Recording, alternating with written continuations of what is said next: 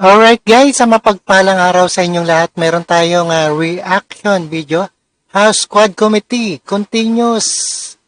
Ayan, continues its drug war fraud. Ito ay isang pagpapatuloy ng kanilang investigasyon ng Pogo, Chinese syndicates and illegal drugs trade.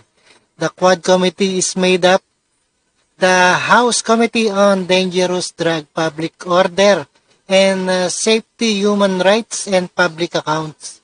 Alright, panoorin po natin dito sa Senate of the hearing. Alright, and to further ado, let's do watch.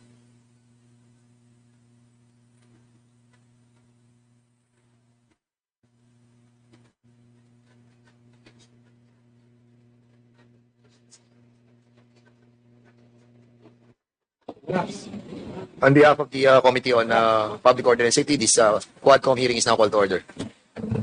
For the Committee on Human Rights, this QUADCOM is now called to order. On the part of Committee on Public Accounts, the meeting is now called to order.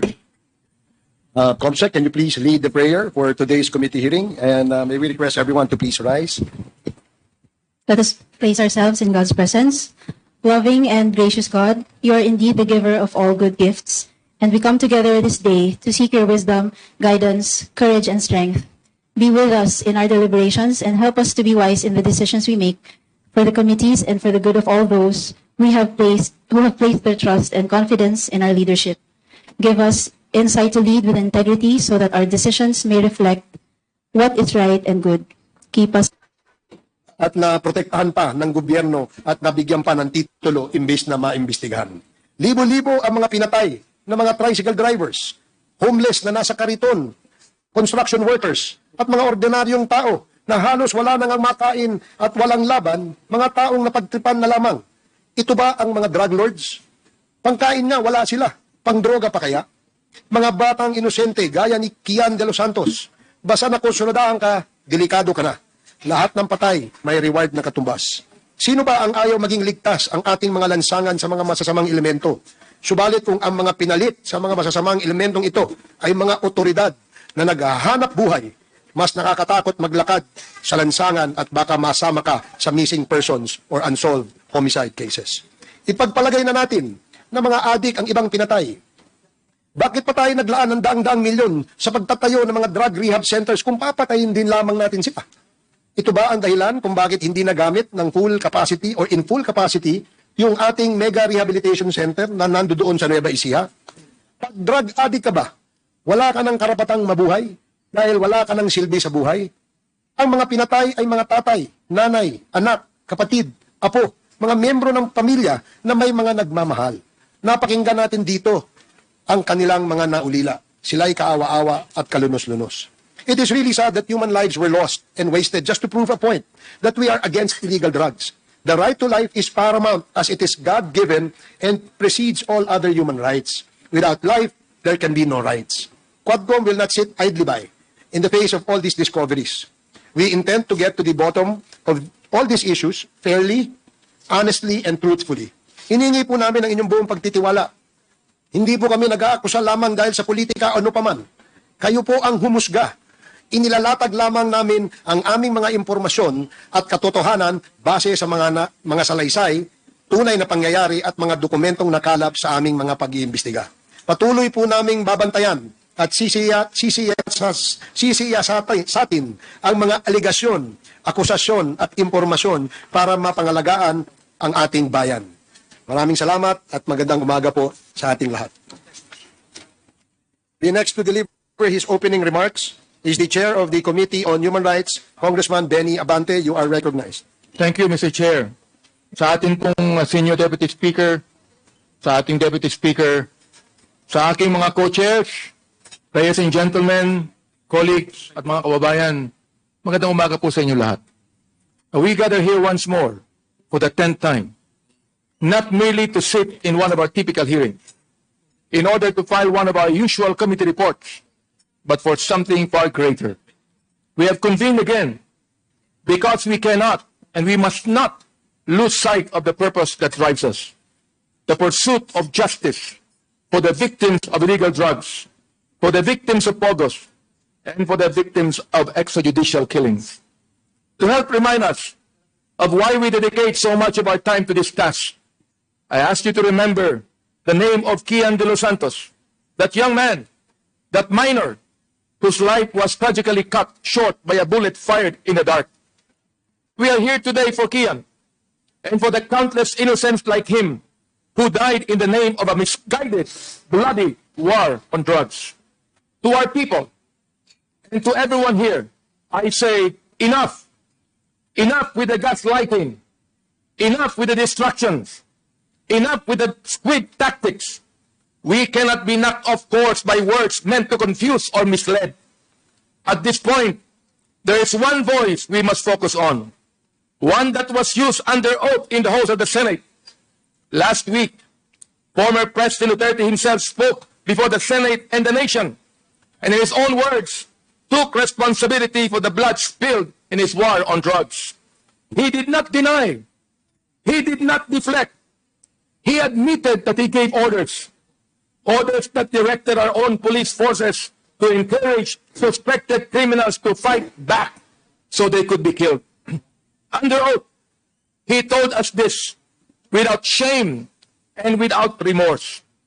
This was not hearsay. This was not a speculation. This was a declaration from the man himself. He went further. Under oath, he admitted to the existence of the Double Death Squad, an entity with a lethal mandate that was replicated around the whole country when PRRD was elected president in 2016. But the former president did not stop there. He pointed his finger at a sitting senator, a member of our very government, and named him a part of the DDS, not a Duterte defending senator, no, but a member of the notorious Double Death Squad. Ano ang sinabi ni PRRD? And I quote, yung isang senador, yang nakaupo dyan, si Senator De La Rosa, Death Squad rin yan. End of quote. And now comes this familiar refrain. It was all a joke. Biro lamang daw.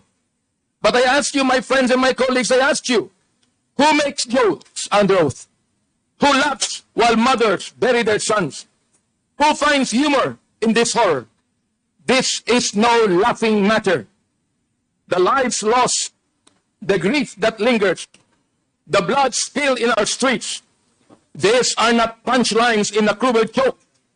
These are lives, young innocent lives taken from us. But perhaps we should not be surprised. Perhaps we should not be shocked that this sacred issue, the sanctity of life, is treated so trivially. For we have seen time and time again how human life has been cheapened, how easily these men speak of death, how casually they wash their hands off the blood of the innocent. As Proverbs 31 verse 8 and 9 reminds us, and I quote, open thy mouth for the dumb in the cause of all, such as are appointed to destruction. Open thy mouth, judge righteously, and plead the cause of the poor and needy. End of quote. We are commanded to raise our voices for those who cannot speak, to seek righteousness for those who have been silent, and to demand justice for those who have suffered unjustly. This, my friend, this is why we must not falter. This is why we must not rest, why we must not turn away. We have a responsibility, not only to the victims, but to our nation. We must continue this work, unyielding, unrelenting, uncompromising. Mga kasama, we have the statement of the former president. We also have testimony and evidence that corroborates what he said under oath.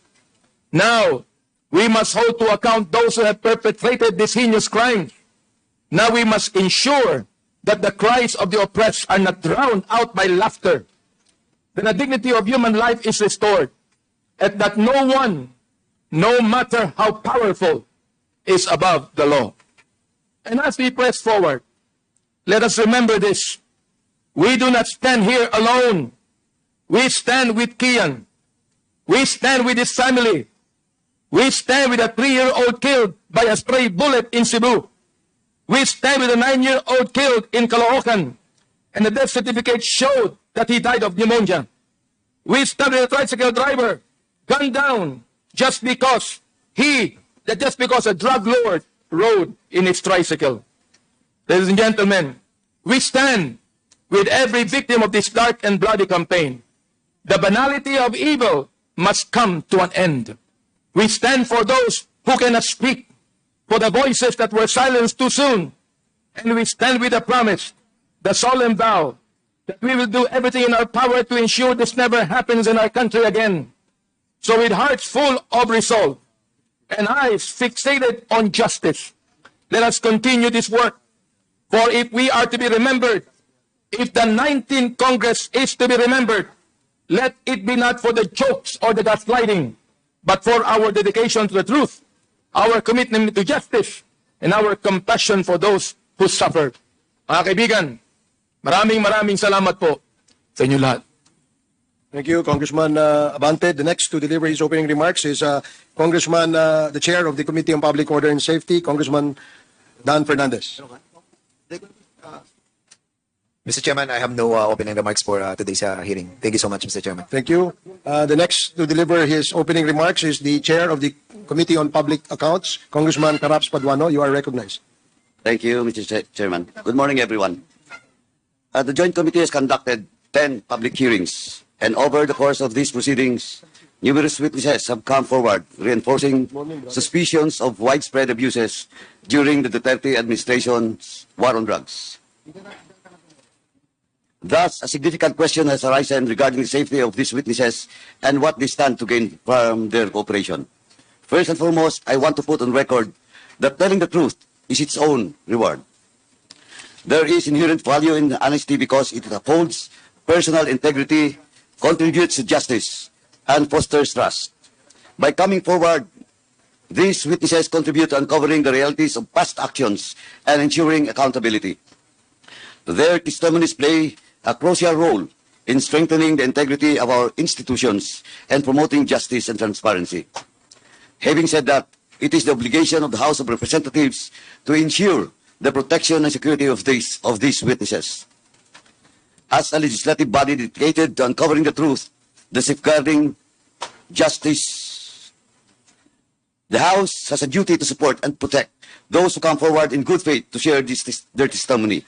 The House recognizes the witnesses in sensitive inquiries may face threats, intimidation, or retaliation. As such, it is incumbent upon us to take all necessary measures to shield them from harm. Current laws does not grant the House of Representatives the authority to directly confer immunity from suit. However, we can recommend our witnesses for the Department of Justice Witness Protection Program, which offers both legal protection and additional support. By making this recommendation, we can ensure that witnesses who provide vital information are shielded from prosecution related to their testimonies, in line with the provisions of Republic Act number 6981. This action requires the consent of the witnesses and approval of our Speaker. In addition, we may consider the option of granting protective custody to ensure the physical safety of resource persons who may be at risk due to their involvement in this investigation. While protective custody does not provide immunity from legal actions, it is an established measure that can provide immediate security during the course of our proceedings. Both actions will require a collective decision from the members of the Joint Committee. This ensures that we act transparently and uphold the principles of democracy. Mr. Chairman, before we proceed with the continuation of our inquiry, this representation would like to put on record and address certain critical concerns relative to the conduct of the parallel inquiry of the Senate Blue Ribbon Subcommittee on the drug war implemented during the previous administration on October 28, 2024. To set things into clear perspective, this representation fully recognizes the authority of the Senate to investigate the details of the implementation of the drug war, as both chambers of Congress are constitutionally permitted to conduct inquiries in aid of legislation in accordance with our duly published rules. However, while the authority of the Senate will never be put into question, what is particularly concerning is the seeming disregard for proper courtesy and lack of impartiality by a member of the subcommittee. In particular, I am referring to the actions of Senator Ronaldo Bato de la Rosa. Allow me to discuss this later, Mr. Chairman. Senator Bato de la Rosa action of participating as a member in a proceeding where he is named as one of the individuals involved in the implementation of drug war did not produce meaningful results, but rather cast doubts on the integrity of the whole process. In fact, prior to the hearing of the Blue Ribbon Committee, Senator De La Rosa even insisted that the investigation should be heard by his own committee. This action of a sitting member of Congress not only demonstrates disregard to existing rules and processes, but also undermines the integrity of the institution that he is bound to respect. Kung sa simula pa lamang ay gumamit na siya ng impluensya, ano pa ang aasahan natin sa kanya sa mga gaganapin nilang pagdinig? He was the PNP chief when the previous implementation introduced the war on drugs. He also admitted that there were killings attributed to the war because of alleged cases of nanlaban. In short, he was not only involved, but was in fact one of the figureheads of the campaign during its inception. Hence, he should have been mindful that his presence in the hearing as a member of the panel would compromise, if not invalidate, the whole proceeding. Hindi naman pwedeng ikaw ang mag-imbestiga sa iyong sarili. Clearly, this is conflict of interest on his part. At the very least, he should have inhibited from the proceedings and instead offered himself as a resource person so as not to influence and intimidate the other guests.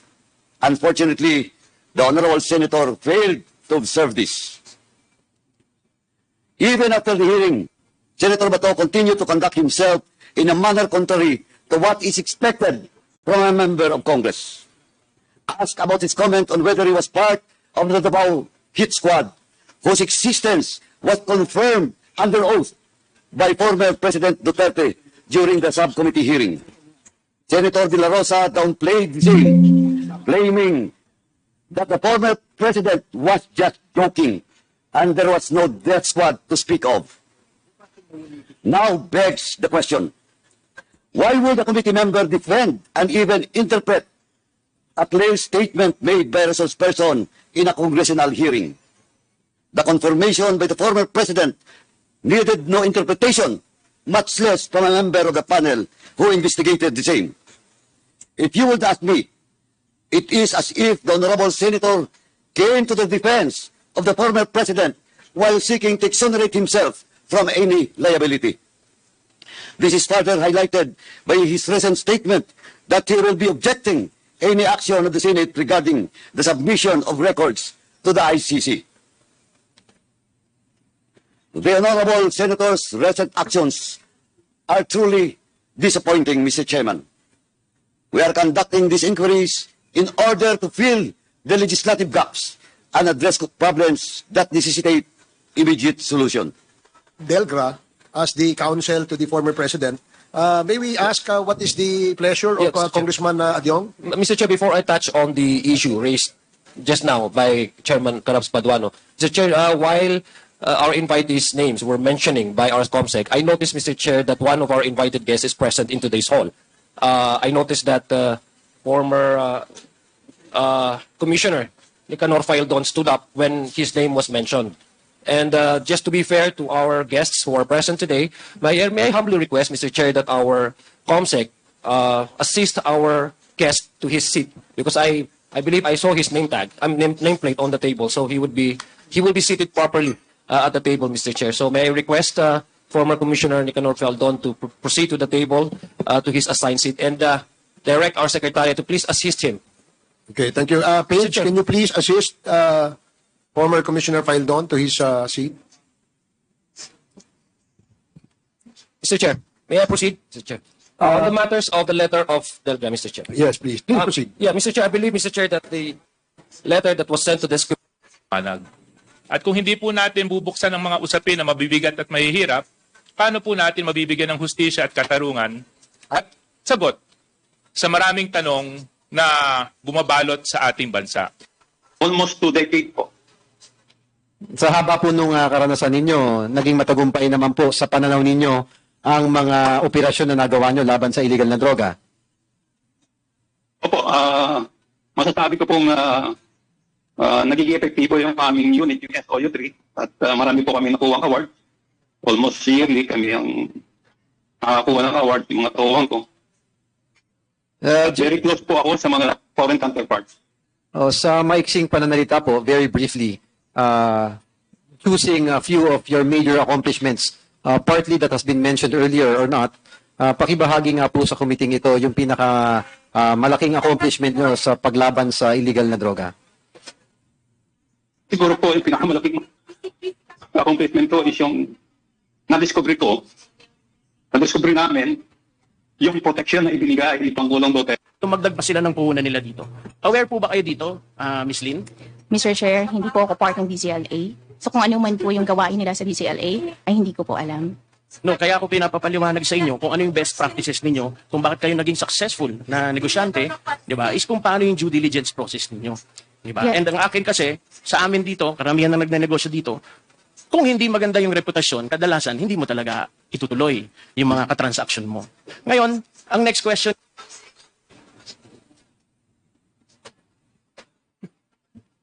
Kasi as if the statement of Senator, parang wala kang kinalaman. But that is not conclusive. Mr. Chair, Okay, Mr. Chairman, ganito lang po, with the indulgence of Congressman Pimentel. Mr. Chairman, may I move that we invite Mr. Charlie Tan, because Charlie Tan was mentioned, and Benny Antipoda denies that he knew Charlie Tan. At the same time, Mr. Chairman, I also move to invite Councilor Small. Do you know Councilor Small? Oh, you don't know again. Oh, Mr. Chairman, we invite Councilor Small, Abigar, and Charlie Tan at the next hearing. Para magkalaman-laman. Ayan, sunod. There is a motion to invite Mr. Charlie Tan Charlie and Tan. Councilor Small Abilera in the next scheduled committee hearing of the Quad Committee. Again, Yung army na kaibigan kong mga ex-army, kinokontak nila not to be our security. Your Honor, there was also a call from Davao, negosyante, threatening my son that he will be kidnapped. Your Honor, sa dami, buti na lang ko. Pasalamat ako, may katabi po akong pari ngayon. Sadlaki po. Kaya kanina Po is Lin Wishong, not Alan Kaya Lim. nga, pag napatunayan ko, yung isang tao, ang daming pangalan, yun si Alan Lim at yung sinasabi mong asawa, pag napatunayan natin isa lang Nila kung ano ang naganap. If you want to trace the killings and numbers, you ask the station commanders. The Senate House and the representatives back then, sabi nga po kanina, may panahon na tayo'y natakot. Pero ngayon na ang panahon ng katotohanan. And we are here to do that today. Before I show this, there's this, gusto ko lang ipakita yung kung saan huling na nagsinungaling si Senator Bongo about yung patayan. Can we just have that? And if possible, thank you. Ito po ay lumabas kamakailan.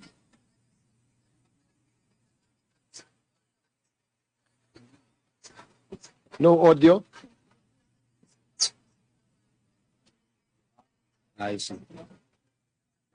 No audio. Alright guys, napakinggan at napanood po natin dito sa House Quad Committee, Continuous in Drug. At ito ay isang sinungaling daw si Duterte. At itong si Bongo sa kanilang sinabi nakaraang hearing. Alright, maraming salamat sa panonood at pakinig dito kay Rob Trip and peace out.